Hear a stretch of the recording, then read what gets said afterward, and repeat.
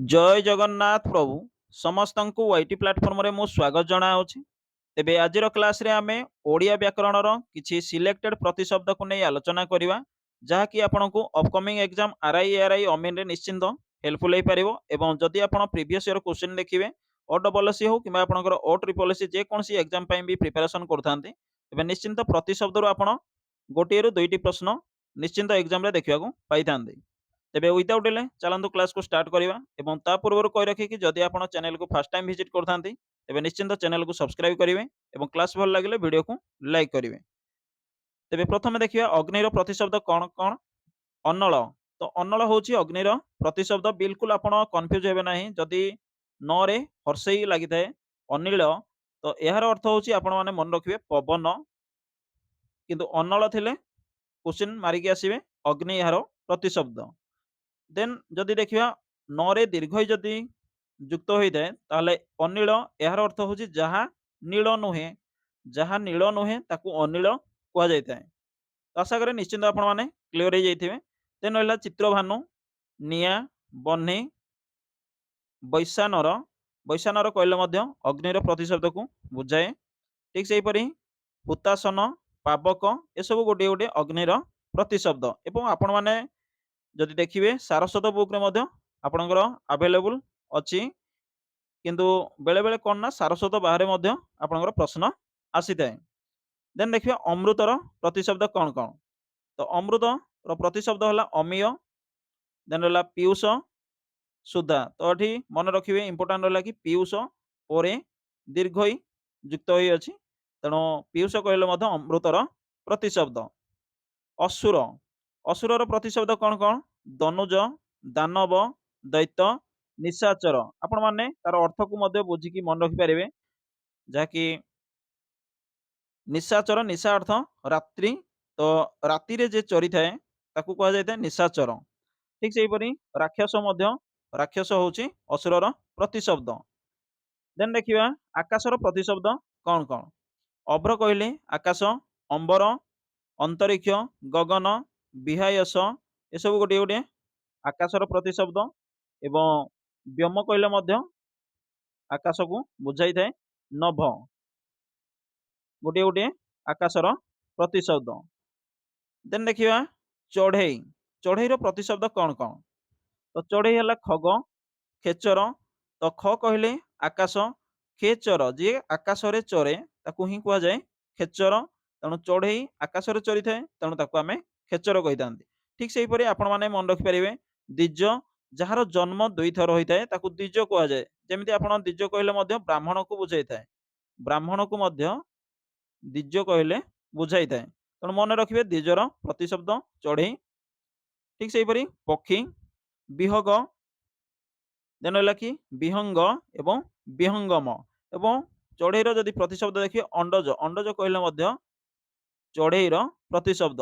ଅଣ୍ଡଜ ଅଣ୍ଡାରୁ ଜାତ, ତେଣୁ ତାକୁ ଅଣ୍ଡଜ କୁହାଯାଇଥାଏ। ଆଶା କରେ ନିଶ୍ଚିତ ଆପଣ କ୍ଲିୟର ହେଇଯାଇଥିବେ। ଦେନ୍ ଦେଖିବା କି ଛେଳିର ପ୍ରତିଶବ୍ଦ କ'ଣ କ'ଣ। ଅଜା କହିଲେ ଛେଳି, ଛାଗ ଅର୍ଥ ମଧ୍ୟ ଛେଳି, ଛାଗଳ କହିଲେ ମଧ୍ୟ ଛେଳି। ଛାଗ ଛାଗଳ ମନେ ରଖିପାରିବେ ଏବଂ ଅଜା କହିଲେ ମଧ୍ୟ ଛେଳି ବା ମାଇ ଛେଳିକୁ ଅଜା ମଧ୍ୟ କୁହାଯାଇଥାଏ। ଦେନ୍ ଦେଖିବା ଜିଭ। ଜିଭର ପ୍ରତିଶବ୍ଦ କ'ଣ କ'ଣ। ତ ଜିଭ, ଜିହ୍ୱା କହିପାରିବା ଆମେ, ରସନା। ରସନା କହିଲେ ମଧ୍ୟ ମନେ ରଖିବେ ଜିଭ। ତ ଇଏ ହେଉଛି ଆପଣଙ୍କର ପ୍ରତିଶବ୍ଦ ପାର୍ଟ 1। ଦେନ୍ ଆପଣଙ୍କର ପ୍ରତିଶବ୍ଦର ପାର୍ଟ 2 ଆସିବ। ତ ଏହିପରି ଆମେ ମନେ ରଖିବା ଏବଂ ତାର ଅର୍ଥକୁ ମଧ୍ୟ ଆମେ ବୁଝିବା। ଦେନ୍ ଦେଖିବା ଜଳର ପ୍ରତିଶବ୍ଦ କ'ଣ କ'ଣ। ବେଳେବେଳେ ଆପଣଙ୍କୁ ଜଳ ଏବଂ ସମୁଦ୍ରର ପ୍ରତିଶବ୍ଦରେ କନଫ୍ୟୁଜ୍ ଲାଗିଥାଏ। ତ ଜଳର ପ୍ରତିଶବ୍ଦ ଯଦି ଦେଖିବା, ତାହେଲେ ଅମୃତ ଜଳର ପ୍ରତିଶବ୍ଦ। ଅମ୍ବୁ କହିଲେ ମଧ୍ୟ ଜଳ, ଆୟୁ କହିଲେ ମଧ୍ୟ ଜଳ, ଉଦକ, ଉଦକ କହିଲେ ମଧ୍ୟ ଜଳ। ଦେନ୍ ରହିଲା ଜୀବନ, ଜଳ ହିଁ ଜୀବନ, ଆପଣମାନେ ଜାଣିଥିବେ ଜଳ। ତ ଜୀବନ କହିଲେ ଜଳର ପ୍ରତିଶବ୍ଦ। ଦେନ୍ ରହିଲା କି ତୋୟ, ନୀର, ନୀର କହିଲେ ମଧ୍ୟ ଜଳକୁ ବୁଝାଇଥାଏ। ଏବଂ ପୟ। ଦେନ୍ ରହିଲା କି ପାଣି, ବାରି, ସଲିଳ। ତ ଏସବୁ ଗୋଟିଏ ଗୋଟିଏ ଜଳର ପ୍ରତିଶବ୍ଦ। ଦେନ୍ ଦେଖିବା ଗଣେଶ। ଗଣେଶର ପ୍ରତିଶବ୍ଦ କ'ଣ କ'ଣ। ଗଜାନନ, ଗଜାନନ ବୁଝାଇଥାଏ ଗଣପତି, ଗଣନାଥ, ବିନାୟକ, ଲମ୍ବୋଦର। ଯାହାର ଉଦର ଲମ୍ବା ତାକୁ ଲମ୍ବୋଦର କୁହାଯାଏ। ଦେନ୍ ରହିଲା ହେରମ୍ବ। ହେରମ୍ବ କହିଲେ ମଧ୍ୟ ଗଣେଶକୁ ବୁଝାଇଥାଏ। ଏବଂ ସାରସ୍ୱତ ବୁକରେ ଯାହା କିଛି ଅଛି ତାକୁ ମଧ୍ୟ ଆପଣମାନେ ଓଭରଲୋକ୍ କରି ନିଶ୍ଚିନ୍ତ ଏକ୍ଜାମକୁ ଯିବେ। ଦେନ୍ ରହିଲା ଗରୁଡର ପ୍ରତିଶବ୍ଦ କଣ କଣ ରହିଲା ଦେଖିନେବା। ତ ଗରୁଡ, ଖଗେଶ୍ୱର, ତାର୍କ୍ଷ୍ୟ, ପକ୍ଷୀରାଜ, ବୈନତେୟ, ସୁପର୍ଣ୍ଣ ଏସବୁ ଗୋଟିଏ ଗୋଟିଏ କଣ ନା ଗରୁଡର ପ୍ରତିଶବ୍ଦ। ଦେନ୍ ଦେଖିବା ଗାଈର ପ୍ରତିଶବ୍ଦ କଣ କଣ?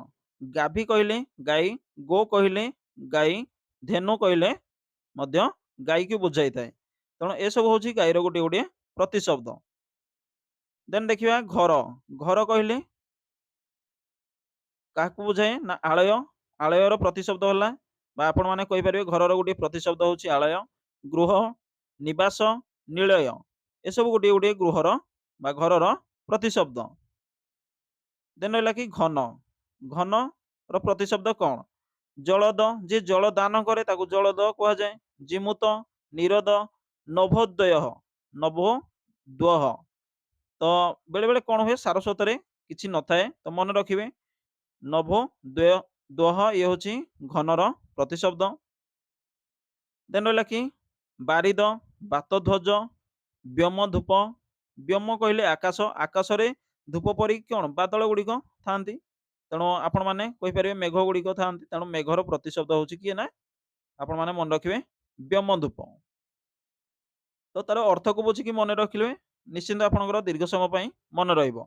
ଆଶା କରେ ଯାହା କିଛି ଆମେ ଡିସ୍କସ୍ କଲେ ନିଶ୍ଚିନ୍ତ ଆପଣଙ୍କୁ ଏକ୍ଜାମରେ ହେଲ୍ପଫୁଲ୍ ହେଇପାରିବ ଏବଂ କ୍ଲାସ୍ ନମ୍ବର 2 ରେ ଆମେ ନେକ୍ସଟ କିଛି ପ୍ରତିଶବ୍ଦକୁ ଆଲୋଚନା କରିବା ଏବଂ ସର୍ବମୋଟ ଆମେ 500 MCQ ପ୍ରାକ୍ଟିସ୍ କରିବା ଓଡ଼ିଆ ବ୍ୟାକରଣର। ଆଶା କରେ ନିଶ୍ଚିନ୍ତ ଆପଣଙ୍କୁ ହେଲ୍ପଫୁଲ୍ ହେଇପାରିବ। ଆପଣଙ୍କ ସହିତ ଦେଖା ହବ ଆଉ ଏକ କ୍ଲାସ୍‌ରେ। Thank you. ଜୟ ଜଗନ୍ନାଥ।